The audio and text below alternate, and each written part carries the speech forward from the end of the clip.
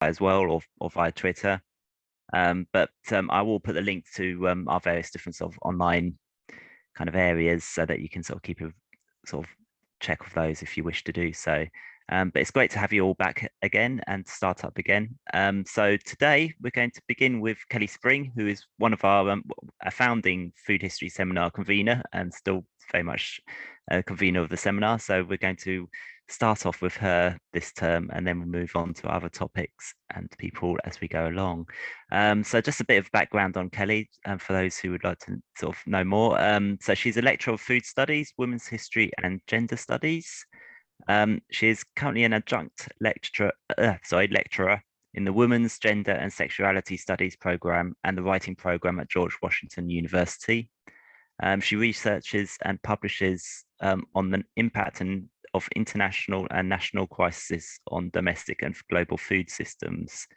And she's got a publication out last month in September on Little Goodies in His Kit Bag, British Servicemen, Masculinity and Feeding the Home Front in World War II, which is in global food history. And that, I believe, comes from a topic that she talked about last term in the seminar. So if you would like to have a look at that, I'm sure Kelly would be very pleased to get more hits onto that article.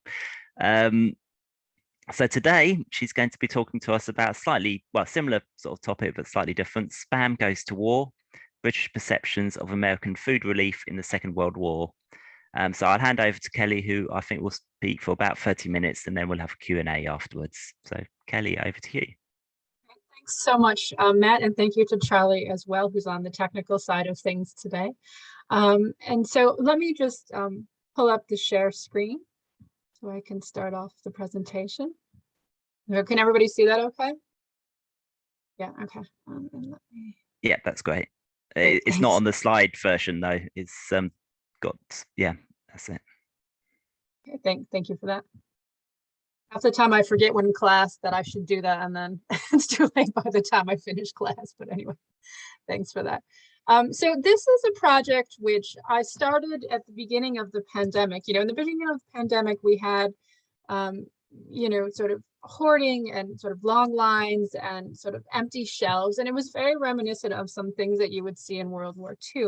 And interestingly, in this time, even Spam, which you see here, is in some quarters became a hot commodity in the United States because it was shelf stable. It was inexpensive when we were having trouble with, having an abundant supply of meat because packing plants were closed. There was this sort of large spread of virus. So Spam became sort of, again, this vital product. But then I wanted to sort of take it back a step and look at its role in World War II, which had a significant impact and it was vitally important. And in particular, I wanted to look at its impact in Britain, and it hasn't been looked at elsewhere. So in 1970, the Monty Python Traveling Circus created a memorable, if improbable, skit set in a greasy spoon in Britain, and you can see the scene here. And if anybody hasn't seen it, please do. You can look it up on YouTube. You can watch the skit, and it is quite humorous. So in this scene, you can see a group of Vikings. So they're over here on the left. And so periodically they're sitting there very quietly, but then they'll break out in a chorus of spam, spam, spam, spam, sort of a background. On the right, you can see a couple sitting here. So you've got a man and a woman, or it's a man dressed in drag, who are mulling over the menu, while the waitress who is behind them, another man dressed in drag, stands by and offers suggestions about what to order. So featured dishes consist of spam in all possible combinations with eggs, sausage, and bacon. And here you can see the list more up close. So, most of the dishes contain a heavy amount of spam, and one dish even contains nothing but spam. So the skit pokes fun at spam, suggesting that it is a cheap and all too readily available in less reputable establishments. And the setting of the skit and the characters involved in it suggests that those who consume spam in Britain are old-fashioned, out-of-date, most likely working-class individuals who do not possess refined taste either in the choice of establishment in which they dine or the food that they choose to consume. So this scene also portrays the enduring and shifting legacy of American spam in British society. So just to give you a little bit of background about Spam as a product as itself. So Spam was created by Hormel Foods in Austin, Minnesota in 1937 at the height of the Great Depression. And the product, which consists of only 6 ingredients, namely pork with ham, salt, water, potato starch, sugar, and sodium nitrate, was created as a way to use up pork shoulder, which was an underutilized food and often went to waste at this time. The tin good served as an inexpensive, shelf-stable food in the face of financial insecurities in 1930s America. But despite its virtues, Spam remained largely a regional and national food until World War II. The conflict ushered in the need for self-contained, easily transportable, and inexpensive foods, which did not require excessive shipping space. In an effort to support Allies' war activities, particularly the United Kingdoms, the United States enacted the Lend-Lease Agreement in the spring of 1941 to provide aid in the form of military hardware and food to the Allies. Spam became part of America's Lend-Lease program of food aid, including to Britain and the other Allies, in early 1942. Upon its arrival in Britain, Spam became an integral and vital part of the country's food controls, helping to ward off food insecurity on the home front while adding a much needed source of protein to the wartime diet. This paper will explore how the British perceived Spam in the face of its own rationing. It will seek to understand how British foodways adapted and changed in wartime with the addition of Spam to the available food supply. Specifically, it will investigate how the British integrated the tin food into the daily life and cookery. Finally, the paper will utilize Spam as a lens to understand the British populace's perception of and attitudes towards Americans and their foodways in wartime. Much has been written about the Lend-Lease Act and America's aid to allies in World War II. Historians such as Alan Dobson and Warren Kimball have used food legislation, namely the Lend-Lease Act, as a means to examine the relationship between Britain and the United States in wartime, and the impact that this legislation had on American foreign policy. A great deal of research has also been undertaken about the activities of American soldiers when they were based in Britain in the build-up to D-Day. Historians such as David Reynolds and Leanne McCormick have written about the interactions between GIs and those living in the United Kingdom during the war. But few studies have examined the reception of Lend-Lease goods in Britain. How, for example, did the British perceive the arrival of American foods during the war? Specifically, what were people's reactions to the cans of Spam? And how did their perceptions of this unknown American food inform their uptake and use of it in meals? Spam as a wartime staple in the British diet has been little researched by other scholars.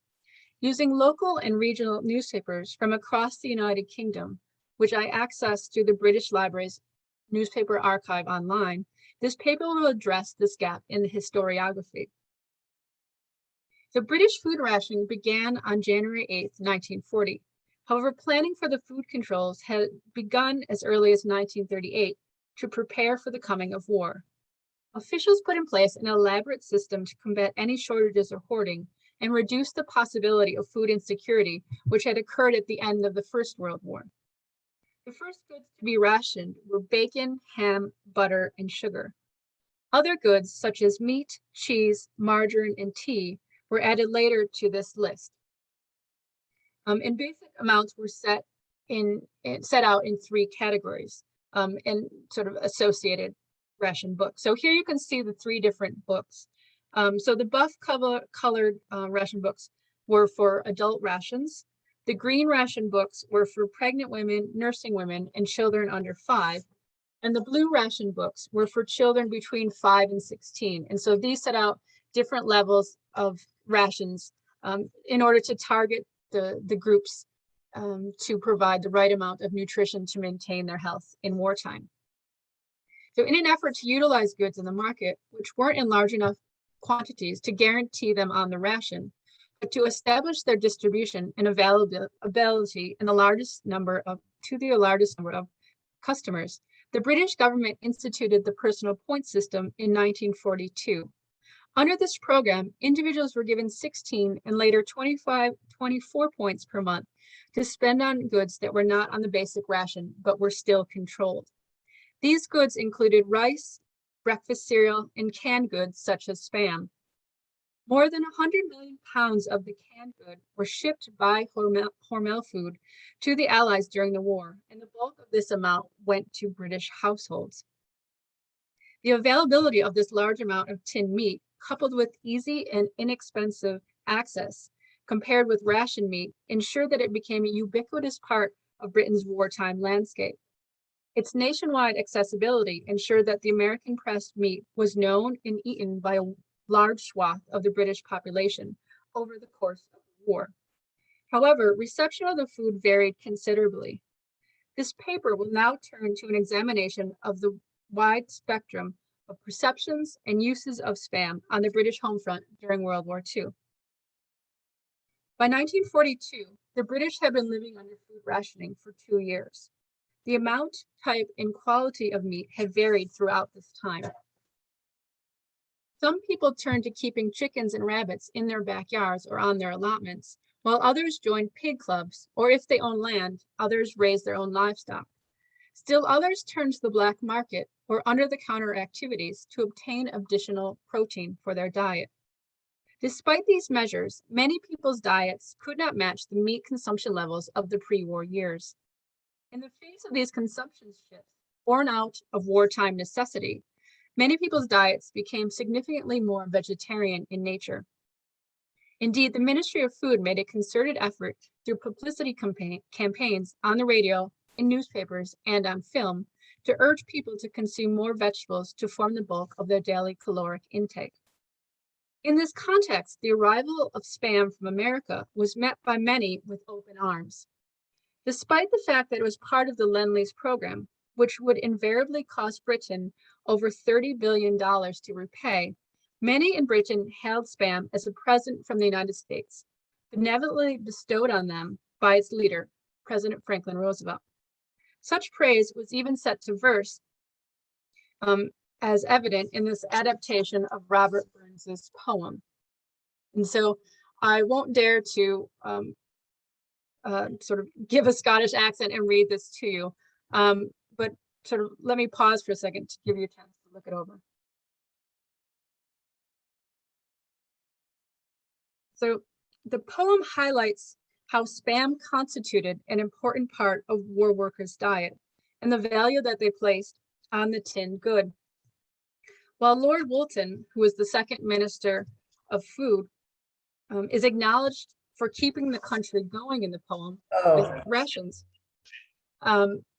it is Spam, and by association the United States, that garners praise for work from workers. The sudden availability of this preserved meat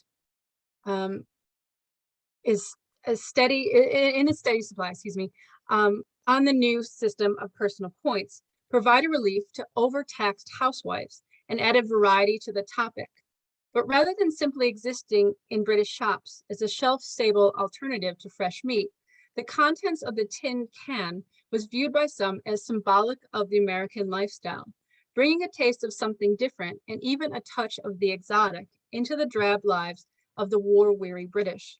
Referring to Spam as one of the quote-unquote transatlantic delicacies of the war, in an article entitled "Winning on Points," the Rochdale Observer urged readers to break out of their conservative eating habits based on traditional British fare and try something new. The same article suggested Spam was a product connected with the glitz of the American culture to which the youth of Britain would be well disposed. And here I'm quoting from the article. Perhaps we should do better to leave our shopping to the young, who would instinctively be attracted to Spam. It sounds so much like Scram that its purchase would seem to make them sharers in the high hot dog life of Hollywood, and the traditional co-op shop would take on the glamour of El Morocco. Perhaps purchasing Spam was not simply a matter of using personal points wisely. It was the act of buying into the American way of life. In obtaining and then consuming Spam, individuals were creating links between their consumption habits and their American cousins across the Atlantic, enabling them to imagine themselves as part of the glamorous lifestyle projected on movie screens across Britain. Choosing to purchase this food with their precious points offered those living on the British home front some sort of agency to counter their own drab and difficult wartime existence. Beyond the international allure that it exuded in many quarters, civilians were grateful to the United States for its food contributions to Britain, including Spam, and acknowledged the work of the Navy and Merchant Navy to bring it to the island. To include Spam in daily meals was represented by the media as one way in which to propel the defense of the nation forward, by helping to save shipping space for munitions and other needed goods carried by British ships, while maintaining a well-fed force of war workers. This ethos was embedded in many fundraising activities to support the work of the naval branches of the forces. Throughout the war, local and national efforts focused on raising money to support the military. In many towns, newspapers advertised funding drives, and municipal groups sponsored competitions and put on different events to obtain donations. In its advertisement for its upcoming war week in 1942, and its bid to raise money to help build a new corvette ship, the War Savings Committee of the Borough of Heston and Ilsworth reminded people, quote, "So when you folk go chasing Prem, Moore, Spam, and such like transatlantic luxuries, just think of the great little ships that brought them safely here," end quote. So I should comment here that Prem is similar to Spam, and that it's a pressed meat. It was created in the United States in 1939, and shipped to allies as well. More, I don't know what it is. I tried looking up. So if anybody in the audience knows, please do tell me in the chat, or please do sort of raise that up when we have our question session. I'd be grateful to know what it is. In Hartlepool, Warship Week was heralded by a poem written by a local grocer, W.M. Robertson. So let me read that out to you. So we've had Spam, treat, and more. Ships, guns, food galore. From the great USA overseas, Canada, the Cape, and Australia too. Our troubles have helped to appease. Have you thought who has brought all the stuff many miles to our shores through the enemy lines? But what of the cost? Fine ships have sunk. Many brave hearts were lost. They gave us their best. They stood up to the test. In their sacrifice you will repay. Lend to defend. Don't on others depend. Give your all, yes, and give it today. The poem reminds the home front that their ability to consume Spam and other goods from the US as part of the wartime diet was dependent on the work of the Navy and Merchant Navy. The piece warns that for the men to be able to continue furnishing these goods to the domestic table, citizens had to support those who supported them. To sustain their food security, people needed to give money generously for the cause. Despite positive representations of Spam in British press, there were many detractors who grew tired of consuming Spam on a regular or even a daily basis as an alternative meat source. On its arrival on British shores, for better or for worse, Spam became a regular part of everyday wartime life. The newspapers were full of recipes using Spam and offering helpful hints on how to insert Spam into traditional British dishes in place of other meat. So recipes were offered for things like Spam fritters, Spam and eggs, Florentine eggs with Spam, and from the Belfast newsletter, a column entitled "For the Housewife, Lady Edith's Hints," comes a recipe about tripe and Spam pie. So on the right, you can see the full column, and on the left, I just wanted to highlight the ingredients part. So this is the upper bit of the column.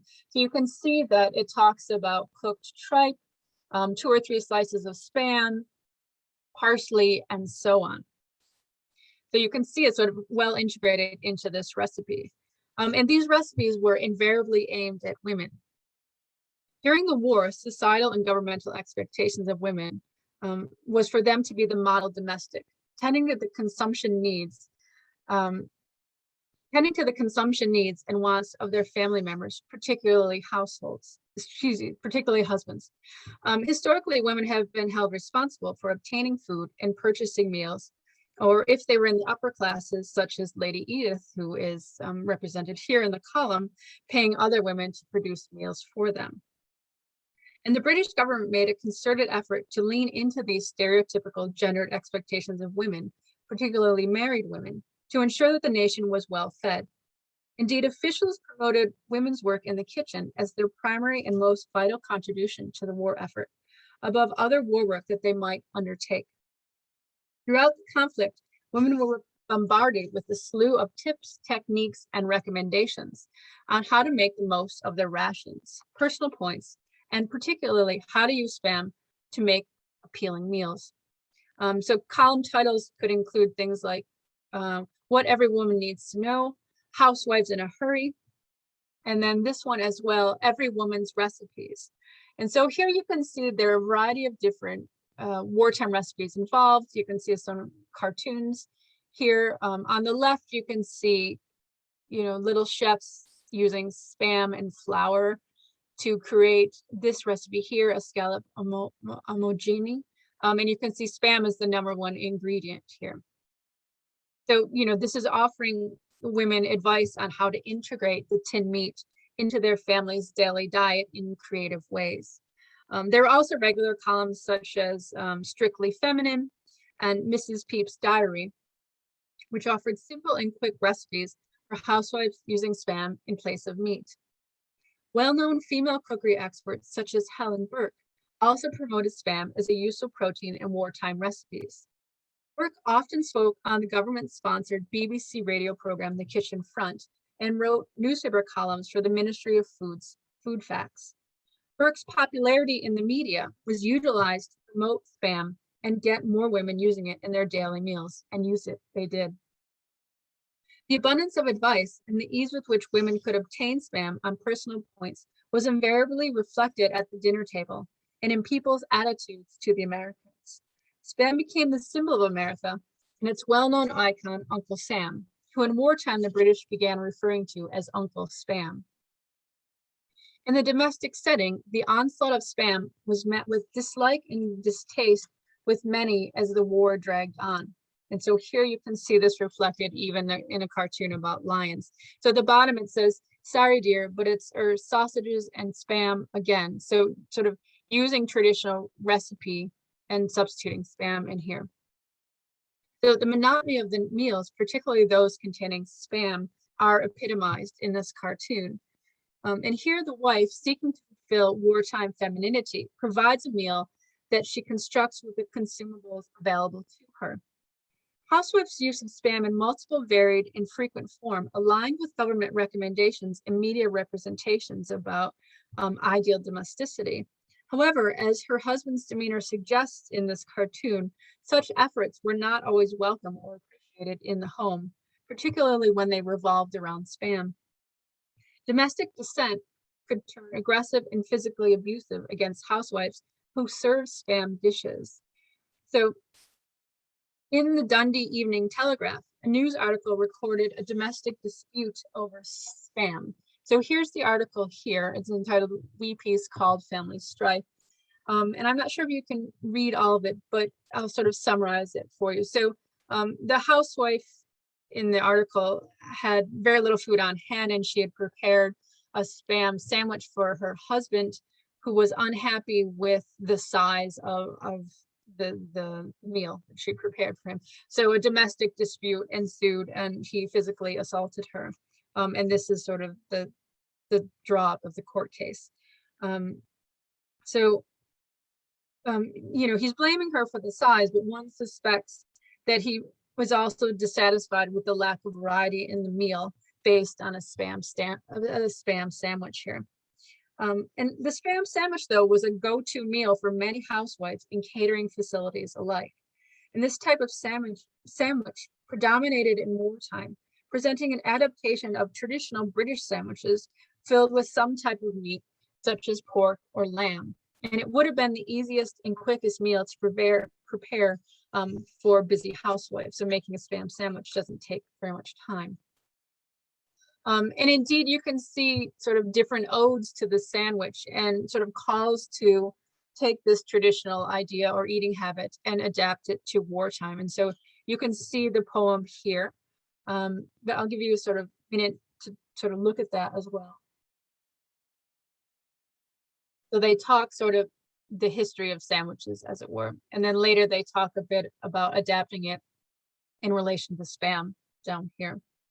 And so although this is connected, the meal is connected with British foodways, it does not always follow that it was a welcome substitute for pre-war eating habits.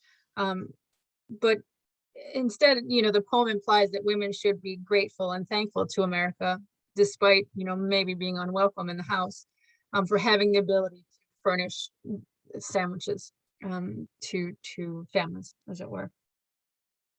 And the ease with which the canned good could be made into a sandwich and the abundance of supply ensured that it was one of the most prolific forms of spam provided to the British populace in wartime in various catering facilities.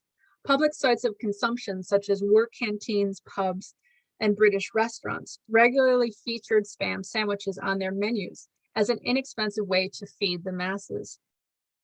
British restaurants, which were set up during the war at the behest and with some initial funding by the government, and then supported and staffed by local groups throughout Britain, often served these sandwiches. And so the purpose of the establishment was to provide inexpensive, filling, and nutritious meals, which didn't require diners to forfeit their ration coupons. So the restaurants, also served as a useful way to take the pressure off of housewives to organize family rations and to cook all meals, enabling family members to eat away from home and off the ration. So spam was used in these catering sites frequently as a way to stretch resources in an economical manner. Spam dishes, and as I said, spam sandwiches were often on the menu. But there was a backlash in the public and in newspapers against what people viewed as the overuse of spam in these settings. So at a meeting of British restaurants and caterers, the West Sussex Gazette reports that, quote, members look forward to the time when they may be able to place pre-war menus before a spam-weary world, unquote.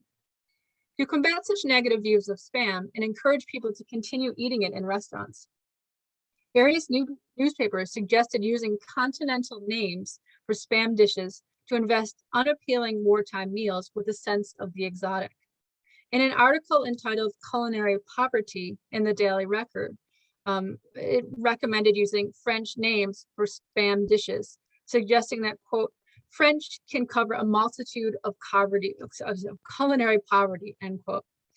So the article goes on to suggest that, this practice is being used in various well-known hotels in London, and so urging other establishments to follow. So here are some examples of French names that they've given to basic spam dishes. In one Soho restaurant, also, for example, spam's appearance on the menu was Don Escalop de Berry, and accompanied by a poem written by Bertha Jordan in the Liverpool Echo from January 1943. So here's the poem. The glamour title will invest, spam with the lure increased demand. Madam we knew was often pressed. We trust the lady was not. Although corny in nature, this poem reiterates the need to make spam more appealing through wordplay. Although restaurants had few options in terms of food supply, using French titles for dishes enabled them to control at least the name, if not the taste, of dishes with spam. One wonders if such actions had a positive impact on people's perceptions of the food, although it seems doubtful.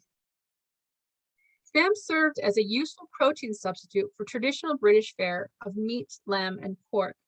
However, many people in society drew a gendered line around spam. Meat was traditionally been viewed as men's food, and often in homes, particularly working class homes from a Victorian period onwards, meat was unevenly distributed, with men taking the larger portion of the protein. These stereotypical consumption practices continued into the war. Indeed, when the British government set the basic food ration of meat for all segments of the adult population, heavy industry workers, which consisted primarily of working class men, objected to the change in their pre-war eating habits and viewed the level set by the government as inadequate to their needs. The voices of dissent among the labor force pushed the government to institute an additional meat ration to these workers through their work canteen. These canteens became a useful source for housewives. If the men took their meals in these sites, the women had less meals over which to negotiate the rations, shop, and prepare dishes. Eating meals in these sites also offered the men a respite from the bombardment of spam, enabling them to obtain extra meat not available to them in the home. In one shipping yard, workers complained that the dining facilities were not adequate, and they were forced to rely on domestic-made spam sandwiches. So here you can see on the left, I've got the full article under, it's called Shipyard Grouses. And on the right is the highlighted portion where they're talking about they're tired of spam and cheese sandwiches, which only the women folk can supply these days, and they want an overhaul of the canteen. The problem was that there weren't enough capacity to sit everyone, and so this demand to be able to have the extra meat ration was imported for the men, and so moving away from spam. Elsewhere in public eating venues, those who did and didn't receive traditional meat-based dishes took on gendered connotations, perpetuating the belief that meat, if in short supply, should be reserved for men. So in an article in the Shields Daily News in 1943, demonstrated the gender divide around food. And so here in this article, it talks about a woman who's a war worker, and she goes to I think it's her cafe, and she wants to order meat pies, but she's told that she can't have them, that they're reserved for gentlemen who want to buy them. Instead, she's sort of offered spam sandwich for her lunch. And so, here the meat pie is reserved for the men's lunch, despite the woman's war efforts. Short supplies of meat reinforce the gendered consumption patterns ingrained in British societal thinking. And this report suggests a wartime protein hierarchy. Men, whatever their occupation, were prioritized to gain the larger portion of meat.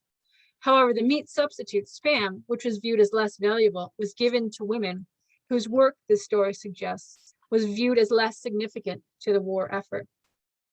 This article also suggests a class division between the laboring woman, and we don't know what a war work is here, and the meat pie being reserved for what they call the gentleman's lunch.